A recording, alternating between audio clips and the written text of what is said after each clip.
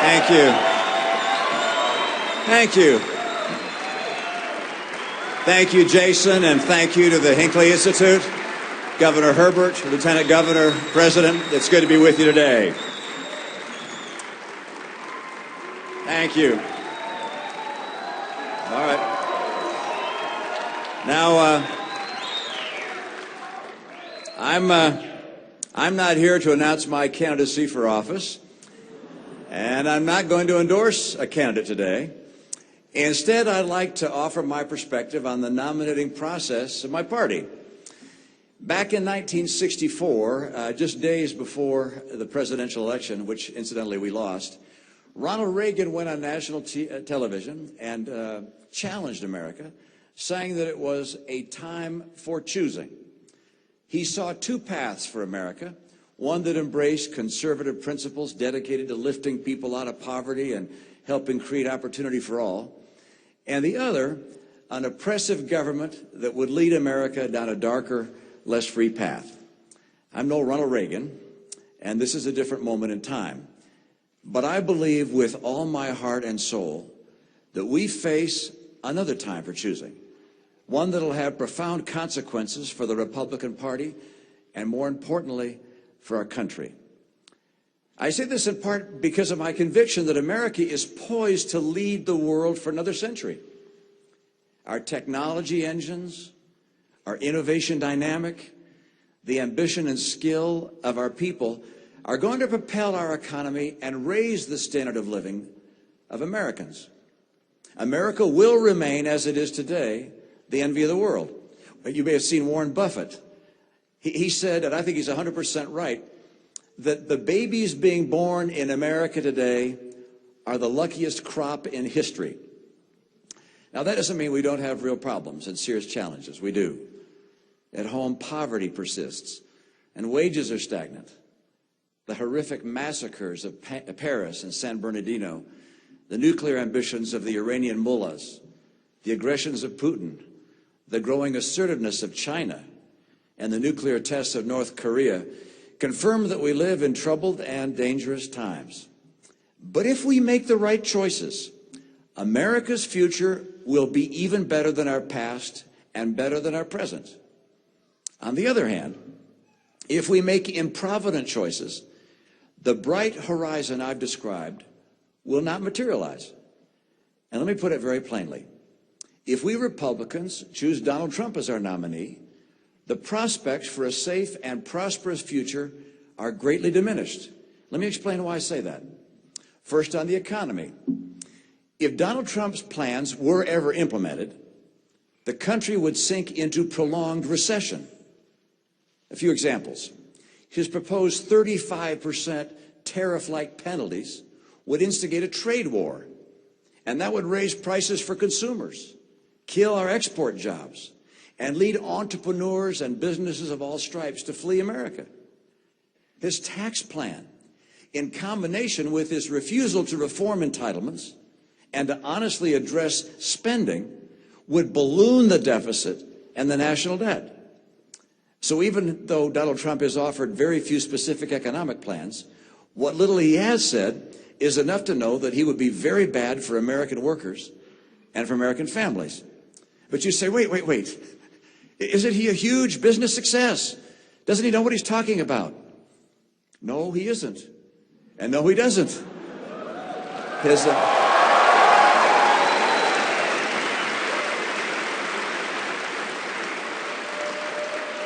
Look, his bankruptcies have crushed small businesses and the men and women who work for them. He inherited his business. He didn't create it. And whatever happened to Trump Airlines? How about Trump University? And then there's Trump Magazine, and Trump Vodka, and Trump Steaks, and Trump Mortgage. A business genius he is not. Now, not every policy that Donald Trump has floated is bad, of course. He wants to repeal and replace Obamacare. He wants to bring jobs home from China and Japan. But his prescriptions to do those things are flimsy at best. At the last debate, all he could remember about his health care plan was to remove insurance boundaries between states. Successfully bringing jobs home requires serious policy and reforms that make America the place businesses want to come, want to plant, and want to grow. You can't punish business into doing what you want. Frankly, the only serious policy proposals that deal with a broad range of national challenges we confront today come from Ted Cruz, Marco Rubio, and John Kasich. One of these men should be our nominee.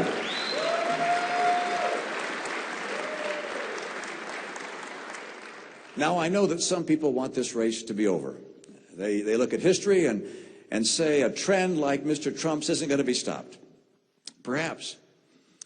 But the rules of political history have pretty much all been shredded during this campaign. If the other candidates can find some common ground, I believe we can nominate a person who can win the general election and who will represent the values and policies of conservatism. Given the current delegate selection process, that means that I'd vote for Marco Rubio in Florida, and for John Kasich in Ohio, and for Ted Cruz, or whichever one of the other two contenders has the best chance of beating Mr. Trump in a given state. Now let me turn to national security and the safety of our homes and loved ones. Mr. Trump's bombast is already alarming our allies and fueling the enmity of our enemies.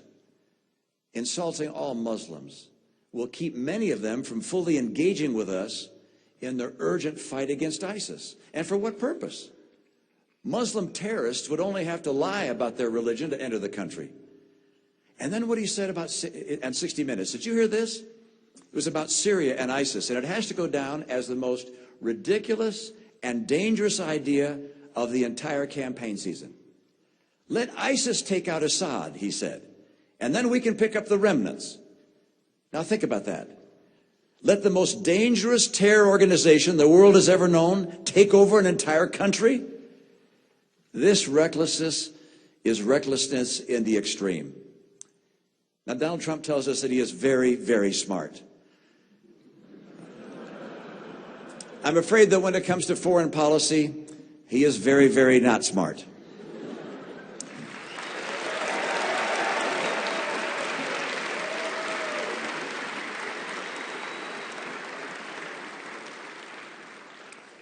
Now, I'm far from the first to conclude that Donald Trump lacks the temperament to be president. After all, this is an individual who mocked a disabled reporter, who attributed a reporter's questions to her menstrual cycle, who mocked a brilliant rival who happened to be a woman due to her appearance, who bragged about his marital affairs, and who laces his public speeches with vulgarity. Donald Trump says he admires Vladimir Putin. At the same time, he's called George W. Bush a liar. That is a twisted example of evil trumping good.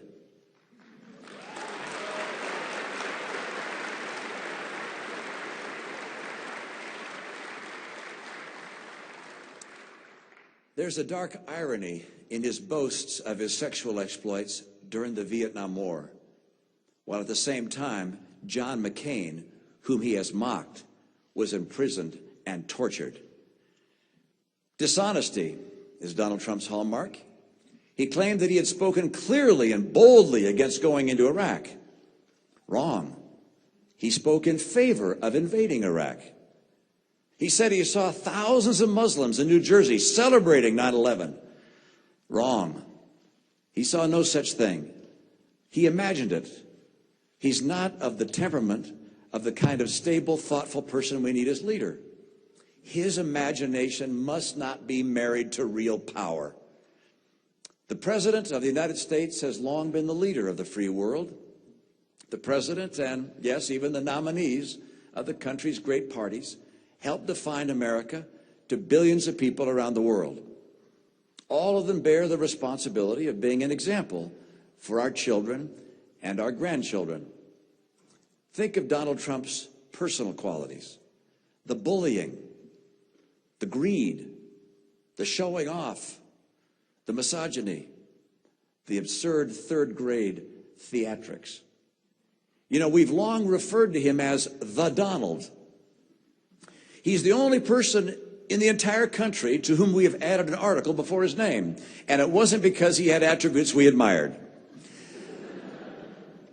Now imagine your children and your grandchildren acting the way he does. Would you welcome that? Haven't we seen before what happens when people in prominent positions fail the basic responsibility of honorable conduct? We have. And it always injures our families and our country. Watch, by the way, how he responds to my speech today.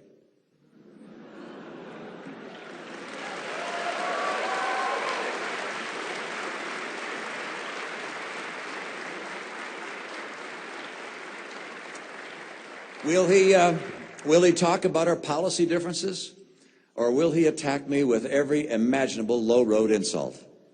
This may tell you what you need to know about his temperament, his stability, and his suitability to be president.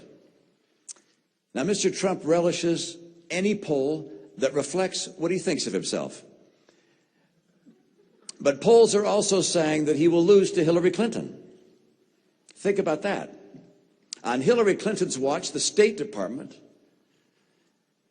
when she was guiding it and part of the Obama administration, that State Department watched as America's interests were diminished at every corner of the world. She compromised our national secrets. She dissembled to the families of the slain. And she jettisoned her most profound beliefs to gain presidential power. For the last 3 decades, the Clintons have lived at the intersection of money and politics, trading their political influence to enrich their personal finances. They embody the term crony capitalism. It disgusts the American people and causes them to lose faith in our political process. A person so untrustworthy and dishonest as Hillary Clinton must not become president.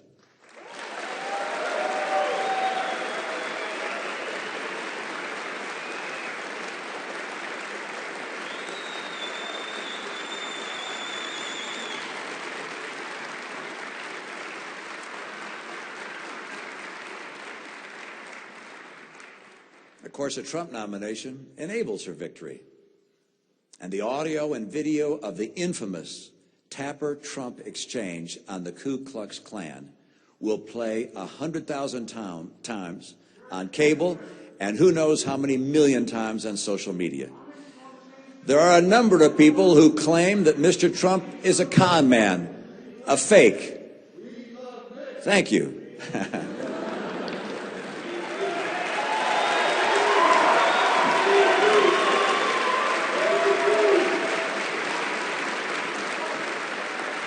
Let me say that again. There's plenty of evidence that Mr. Trump is a con man, a fake. Mr. Trump has changed his positions, not just over the years, but over the course of the campaign. And on the Ku Klux Klan daily for 3 days in a row.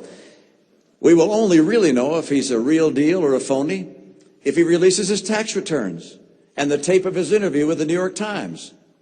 I predict that there are more bombshells in his tax returns. I predict that he doesn't give much, if anything, to the disabled and to our veterans. I predict that he told the New York Times that his immigration talk is just that, talk. And I predict that despite his promise to do so, first made over a year ago, that he will never, ever release his tax returns. Never. Not the returns under audit, not even the returns that are no longer being audited. He has too much to hide. Nor will he authorize the release of the tapes that he made with the New York Times. If I'm right, you'll have all the proof you need to know that Donald Trump is indeed a phony. Attacking me, as he surely will, won't prove him any less of a phony. It's entirely in his hands to prove me wrong. All he has to do is release his back taxes like he promised he would, and let us hear what he said behind closed doors to the New York Times. You know, Ronald Reagan used to quote a Scottish philosopher who predicted that democracies and civilizations wouldn't last much longer than a couple hundred years. And John Adams wrote this: "Remember, democracy never lasts long. It soon wastes, exhausts, and murders itself. There never was a democracy yet that did not commit suicide." That's John Adams. I believe that America has proven these dire predictions wrong for 2 reasons. First, we've been blessed with great presidents with giants among us. Men of character, integrity, and selflessness have led our nation from the very beginning. None were perfect. Each surely made mistakes. But in every case, they acted out of the desire to do what was right for America and for the cause of freedom. The second reason is because we're blessed with a great people. People who at every critical moment of choosing have put the interests of the country above their own. These two things are related. Our presidents, time and again, have called on us to rise to the occasion. John F. Kennedy asked us to consider what we could do for our country. Lincoln drew upon the better angels of our nature to save the Union. I understand the anger Americans feel today. In the past, our presidents have channeled that anger and forged it into resolve, into endurance and high purpose, and into the will to defeat the enemies of freedom. Our anger was transformed into energy directed for good. Mr. Trump is directing our anger for less than noble purposes. He creates scapegoats of Muslims and Mexican immigrants. He calls for the use of torture. He calls for killing the innocent children and family members of terrorists. He cheers assaults on protesters. He applauds the prospect of twisting the Constitution to limit First Amendment freedom of the press. This is the very brand of anger that has led other nations into the abyss. Here's what I know. Donald Trump is a phony, a fraud. His promises are as worthless as a degree from Trump University.